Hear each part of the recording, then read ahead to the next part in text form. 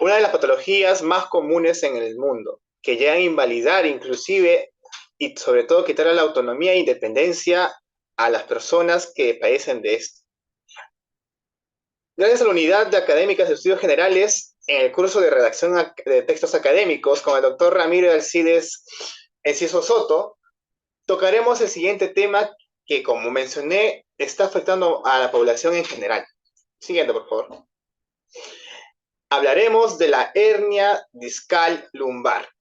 En este caso, los ponentes seremos el compañero Héctor Enrique Viaizán Bazán, Muñoz López Enrique Gualberto, y que le habla Yupa Ochante John Anton. Tendremos una pequeña agenda para poder ver las cosas precisas y los puntos importantes que debemos tomar, sobre todo la introducción, el capítulo 1, con sus diferentes puntos a tratar, así como el capítulo 2 y capítulo 3. Para empezar con todo este tema, tenemos que recalcar que este trabajo está sobre todo dirigido a los compañeros de la Norbert Wiener del segundo ciclo y para el público en general que quiere informarse sobre este aspecto. Tocaremos los 3 primeros capítulos de la siguiente manera. En el capítulo 1 pondremos más énfasis de dar un vistazo a la definición de esta hernia discal y al diagnóstico y patogénesis que padecen estas personas, ya que como podemos observar en la imagen, gracias a este tipo de formas de diagnóstico podemos ver sobre todo en la resonancia magnética cómo puede llegar a afectar a la persona y si realmente existe este tipo de problema en ellas. En el capítulo 2, sobre todo, abarcaremos lo que son los síntomas, causas y factores, ya que nuestro cuerpo nos indica cómo se siente y al respecto de ello, cómo podemos manejarlo, cómo podemos identificar si padecemos este tipo de problemas. En el tercer capítulo, como finalidad, tiene poder llevar a cabo los tratamientos farmacológico, fisioterapéutico y quirúrgico para poder llevar a cabo un abordaje correcto de estas personas ante este tipo de lesión que padecen. Capítulo 1. Definición de la hernia discal lumbar. Según el autor número 1, cuando el espacio gelatinoso o el anillo gelatinoso se rompe, puede generar un dolor lumbar. Como podemos ver justamente en la imagen de aquí, donde se presenta, ¿de acuerdo?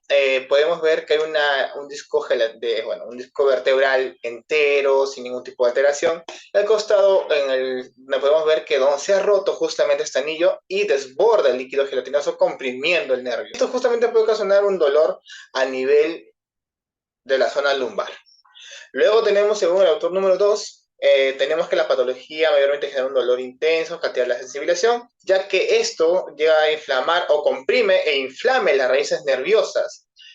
Esto podemos verlo justo en la imagen, en el cual, donde está la dedo rojito, no sé si van a ver justamente ahí, en el cual se llega a percatar que hay una lesión a nivel de la raíz, ya que el núcleo pulposo está comenzando a comprimir el nervio que se encuentra en esa parte de ahí. Así que con lo siguiente vamos al autor número 3. En el autor número 3 tenemos lo siguiente que dice que suele causar entumecimientos, debilidad y otras sintomatologías en el cual prácticamente depende hacia qué lado se ha desviado o ha comprimido esta hernia a nivel nervioso. Cuando el nervio comprime más la zona derecha, pues joderá más el hemisferio derecho, como se pueden percatar aquí en la imagen que está, y si comprime la parte izquierda, afectará más al borde izquierdo de todo esto. Luego tenemos el diagnóstico de la hernia lumbar. El diagnóstico, sobre todo, según el autor número 4, es muy importante para la valoración completa del paciente.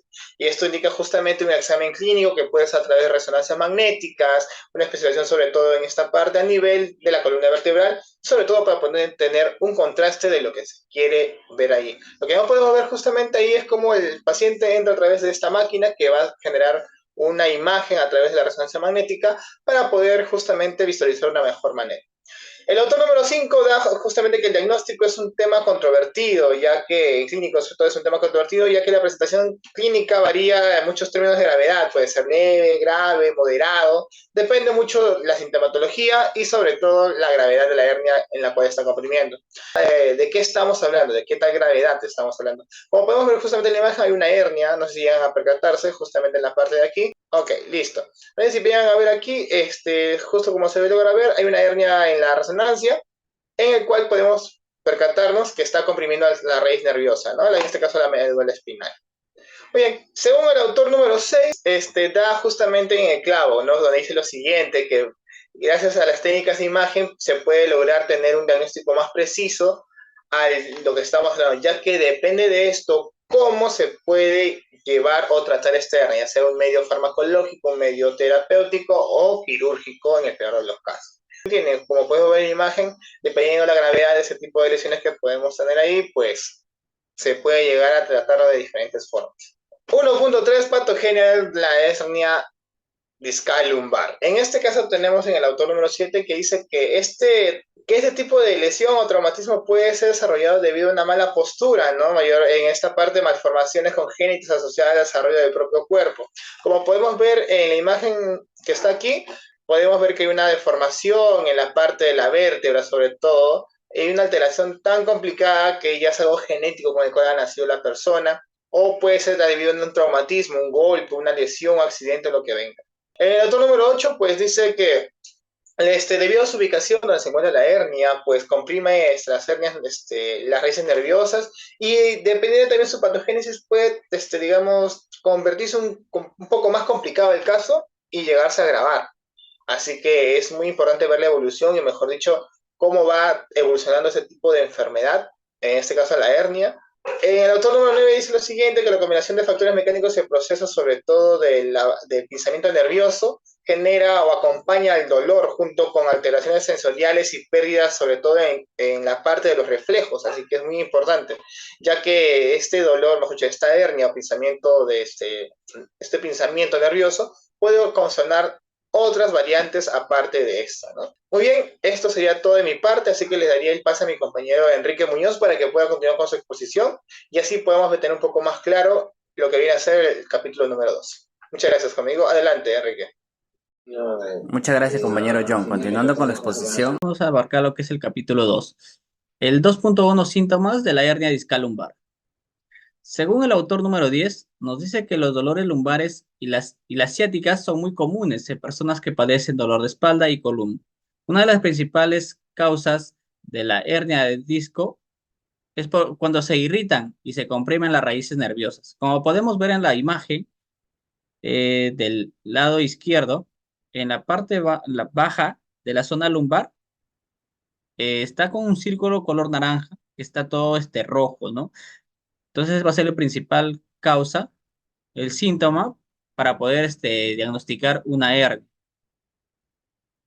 En el autor número 11 nos dice que a partir de los síntomas del examen físico de los pacientes con lumbalgia, al realizar estudios, se identificaron los principales motivos de consultas. Un 67% fueron por limitaciones funcionales, un 64% con parestesias y un 32% con hipoestesias. También va relacionado con la imagen del lado de izquierdo, donde podemos observar también, ¿no? Que es un síntoma principal de la hernia discal lumbar. Los síntomas musculoesqueléticos son una causa de trastorno, que son los principales problemas que atentan contra la salud y la autonomía de los quienes lo padecen.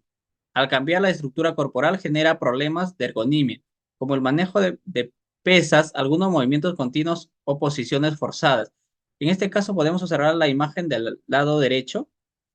Mayormente esto ocurre en personas que acuden a gimnasios, llegan sin un calentamiento, alzan cosas pesadas, hacen ejercicios bruscos, entonces están más propensos a lo que es padecer de una hernia. Siguiente, por favor. En el 2.2 vamos a ver lo que son las causas de la hernia discal lumbar. Según el autor número 13, la hernia discal lumbar es uno de los factores más comunes de ocasionar una lumbalgia y citalgia. Hay investigaciones recientes que validan que el dolor que inicia en el disco tiene un mayor porcentaje en generar una lumbalgia. Como podemos observar al joven de polo rojo que está tratando de alzar una caja que es bien pesada y no adecua a las posiciones correspondientes para alzar la caja, siente un dolor, ¿no? En la parte baja. Según el autor 14, la evaluación por diferenciar el dolor lumbar por causa mecánica o por origen neurológico de hernias, la hernia lumbar es una de las tantas causas que da origen a una lumbalgia y citalgia. Su diagnóstico y tratamiento es fundamental para mejorar la calidad de vida. Justamente como les estaba diciendo, ¿no? Ahí tenemos una imagen de un joven que está en el gimnasio, está alzando unas pesas aproximadamente de unos 100 kilos, y en la otra foto ya podemos ver que al terminar su ejercicio ya siente un dolor, ¿no? En la parte baja lumbar. Entonces ya estaría padeciendo de una hernia. La lumbalgia y otras enfermedades musculoesqueléticas representan una causa importante de descansos médicos que llevan en un tiempo determinado hasta lograr su recuperación médica. En este caso hay muchas personas que hasta han perdido su empleo, ¿no? Porque hay empresas que lamentablemente no les dan esa oportunidad para seguir trabajando. ¿Por qué? Porque no pueden realizar sus labores a un 100%. Entonces tienden a cambiar de personal, ya sea bien que las liquidan o simplemente la despiden cuando no tienes un contrato fijo. Siguiente, por favor. En el 2.3 vamos a ver lo que son los factores de la hernia discal lumbar. Según el autor número 16, nos dice que el envejecimiento natural de la columna suele asociarse con hernias discales. ¿Por qué? Porque a medida de que va envejeciendo, los discos se secan, se debilitan y comienzan a encogerse, reduciendo el espacio entre las vértebras. Este proceso se llama degeneración del disco. Como podemos ver, ¿no? Ya cuando uno va avanzando la edad, ya no es el mismo cuando uno está joven, pues no puede realizar sus actividades a un 100%. Entonces, como podemos ahí ver la imagen de la parte inferior, está ahí acogiéndose la cintura en la parte baja, ¿no? Otro de los factores, según el autor número 17, nos dice que es la dieta, que juega un papel muy importante, especialmente en los malos hábitos alimenticios que provoca la obesidad y el consumo excesivo de alcohol.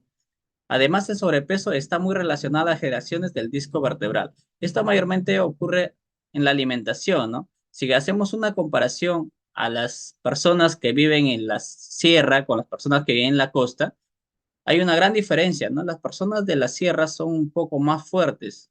Y en cambio, las de la costa, por la misma alimentación que uno lleva, en el autor número 18 nos dice que la actividad repetitiva provoca tensión en la columna y carga inadecuada. Muchos trabajos requieren esfuerzo físico y estiramientos, flexiones y torceduras constantes, como levantar objetos pesados, ejercer presión en los músculos o la espalda, lo que puede provocar una hernia discal. Como ya lo mencionaba, ¿no? Al realizar ejercicios bruscos de forma inadecuada, sí o sí te puede causar una hernia.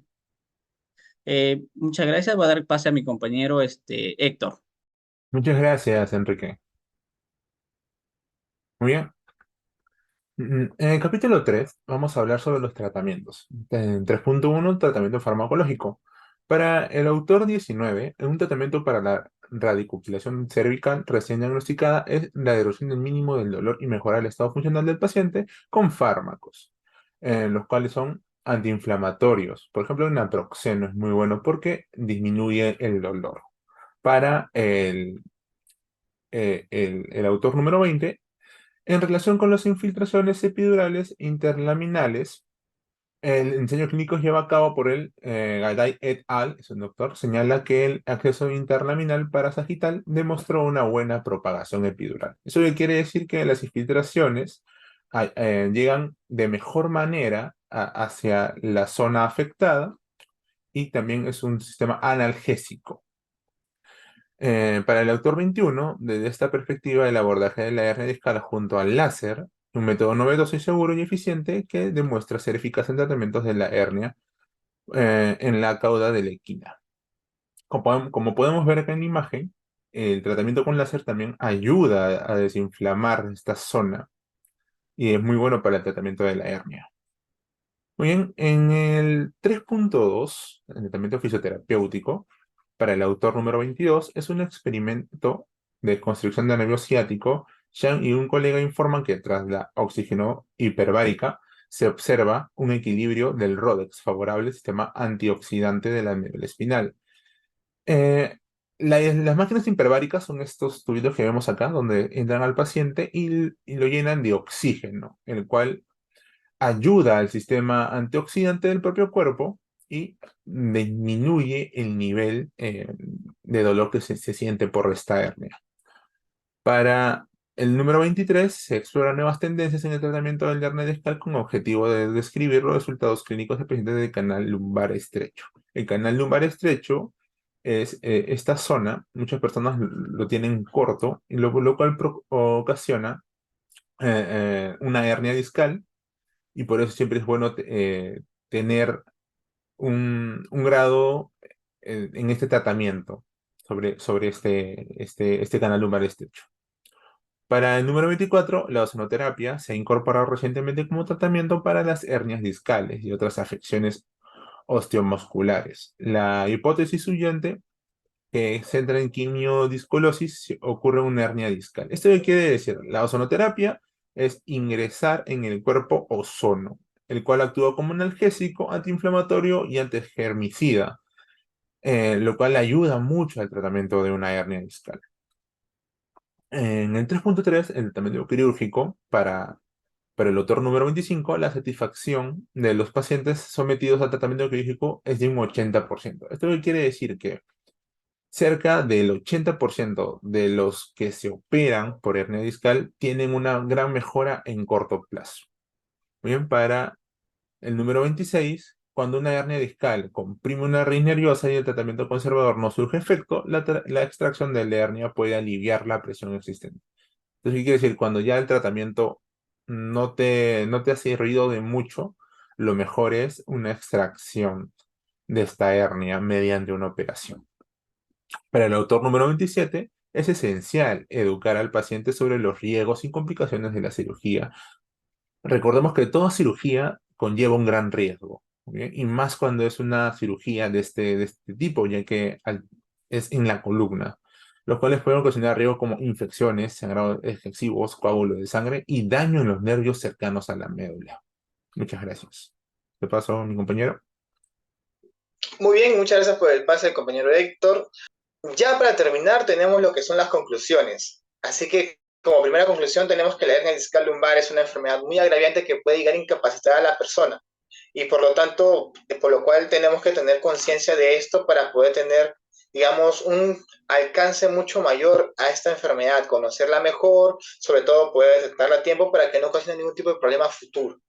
Por lo cual es muy importante ante cualquier tipo de molestia con este tipo de sintomatologías que hemos visto, pues acercarse a un médico especialista y que le pueda hacer un descarte de esto. Bueno, después como segunda conclusión tenemos que los síntomas son signos, digamos, de alerta, ¿no? Que justo nos ayuda a poder prevenir y sobre todo advertir y tener conciencia de que algo está que pasa con nosotros y sobre todo y como punto número dos, tenemos que los síntomas, en este caso que producen la hernia lumbar, como el dolor, las parecias, este tipo de molestias como quemazón, ardor, el tema también está de invalidez o incapacidad para poder caminar, pues son signos muy importantes y síntomas también que nosotros vamos a ir abordando justamente el trabajo que realizamos cada uno, ¿no? Ya sea en oficinas, trabajos de fuerza, en trabajos, por ejemplo, de construcción, en temas de oficina, cosas así variadas que pueden existir, sobre todo está también de guardia, por decirlo así, de guardia de seguridad que está todo el tiempo parado. Así que es muy importante tener, sobre todo, tener las precauciones del caso al momento de sentir este tipo de molestias en la parte lumbar. Y para finalizar con las conclusiones, tenemos que el tratamiento adecuado es fundamental en la recuperación de cada persona, ya que si se conoce muy bien todo este tipo de, ya que si se conoce a la perfección el tratamiento de esta persona, podemos tener un resultado óptimo para cada uno de ellos, ya que la medida farmacológica, fisioterapéutica, quirúrgica, son abordadas de una manera correcta, pues harán que el paciente tenga una vida tranquila y sobre todo que pueda ser autónomo, que pueda realizar sus actividades de la vida diaria sin ningún tipo de problema. Así que en consideración, por favor, estas partes de aquí, espero que les haya servido mucho esta exposición y sobre todo poder llegar a todos ustedes y tomar conciencia ante cualquier tipo de molestia en esta zona, ya que puede incluso llegar a estar o llevarnos a estar en silla de ruedas. Muchas gracias por todo. Amigos, hasta la próxima oportunidad. Cuídense.